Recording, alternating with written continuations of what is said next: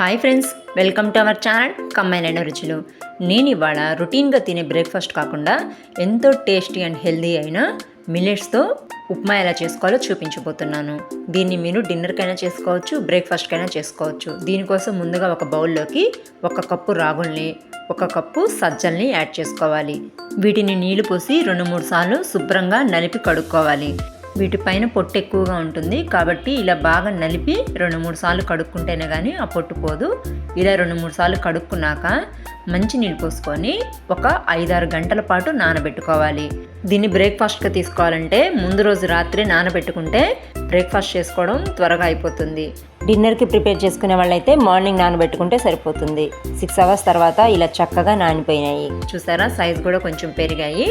వీటిని మనం నీళ్ళన్నీ వంచేసేసి పక్కన పెట్టేసి మిగతా ప్రిపరేషన్ చూసేసుకుందాం. ఏదైనా ప్రెషర్ కుక్కర్లో 3 టేబుల్ స్పూన్స్ ఆయిల్ హీట్ అయినాక 1 టేబుల్ స్పూన్ పచ్చిశనగపప్పు, 1 టేబుల్ స్పూన్ పోపు దినుసులు యాడ్ చేసుకొని ఇవి చక్కగా ఫ్రై అయినాక దీంట్లో కట్ చేసి పెట్టుకున్న 4-5 పచ్చిమిర్చిని కూడా యాడ్ చేసుకోండి.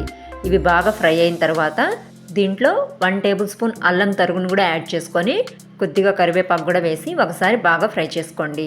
ఇవి బాగా ఫ్రై అయిన తర్వాత పొడవుగా కట్ చేసి పెట్టుకున్న 1 కప్పు ఉల్లిపాయ ముక్కల్ని యాడ్ చేసుకోవాలి. అలాగే కట్ చేసుకున్న 1/2 కప్పు టమాటా ముక్కలు, చిన్న ముక్కలుగా కట్ చేసుకున్న 1 కప్పు క్యారెట్ ముక్కల్ని కూడా యాడ్ చేసుకొని ఒకసారి బాగా మిక్స్ చేసుకొని కొద్దిసేపు మూత పెట్టుకొని మగ్గనిచ్చుకోవాలి. ఇప్పుడు చాలామంది డిన్నర్లో అన్నాన్ని స్కిప్ చేసేసి రకరకాల టిఫిన్లు తింటున్నారు కదా, అలాంటి వాళ్ళు ఇలా మిల్లెట్స్తో చేసిన డిన్నర్ని తీసుకుంటే ఇంకా హెల్తీగా ఉంటారు. ఇప్పుడు దీంట్లో రుచికి సరిపడా ఉప్పును కూడా యాడ్ చేసుకొని ఒకసారి బాగా మిక్స్ చేసుకొని మళ్ళీ కొద్దిసేపు మూత పెట్టి మగ్గించుకుందాము. చాలామందికి మిల్లెట్స్తో చేసిన ఫుడ్ అనగానే మార్నింగ్ అయితే రాగి సంకటిని తీసుకుంటారు, కానీ రాత్రికి మాత్రం రాగి రొట్టెలు, జొన్న రొట్టెలు చేసుకోవాలంటే కష్టంగా ఫీల్ అవుతూ ఉంటారు. అలాంటి వాళ్ళు మార్నింగే వీటిని నానబెట్టుకున్నారంటే డిన్నర్ టయానికి నార్మల్ ఉప్మాలు చేసుకునేటట్లుగానే ఈ ఉప్మా కూడా చాలా సింపుల్గా ఈజీగా చేసేసుకోవచ్చు. ఇవి ఇలా కొంచెం మగ్గితే సరిపోతుంది. ఇప్పుడు దీంట్లో మనం ఉడికించుకోవడానికి సరిపడా నీళ్ళని కూడా యాడ్ చేసుకోవాలి. మనం 1 కప్పు సజ్జలు, 1 కప్పు రాగుల్ని తీసుకున్నాం కాబట్టి 4 కప్పుల నీళ్ళని యాడ్ చేసుకుంటున్నాను. అంటే మనం తీసుకున్న మిల్లెట్స్కి డబల్ క్వాంటిటీలో వాటర్ని యాడ్ చేసుకోవాలి. ఈ వాటర్ని హై ఫ్లేమ్ మీద మరిగించుకున్న తర్వాత దీంట్లో మనం నీళ్లు వంచేసి పెట్టుకున్న మిల్లెట్స్ని కూడా యాడ్ చేసుకొని ఒకసారి బాగా మిక్స్ చేసేసుకొని కొద్దిసేపు మీడియం ఫ్లేమ్ మీద ఉడికించుకోవాలి. రెగ్యులర్గా మనం చేసుకునే బొంబాయి రవ్వ ఉప్మా, గోధుమ రవ్వ ఉప్మాతో పోల్చుకుంటే ఈ మిల్లెట్స్ ఉప్మా కొంచెం టైం పడుతుంది ఉడకడానికి. కాబట్టి కొంచెం ఓపికగా మీడియం ఫ్లేమ్లో ఇలా కొద్దిగా ఉడికిన తర్వాత ప్రెషర్ మీద ఉడికించుకోవాలి. ఇప్పుడు చాలామందికి వయసుతో సంబంధం లేకుండానే షుగర్లు, గ్యాస్ ట్రబుల్స్ వచ్చేస్తున్నాయి.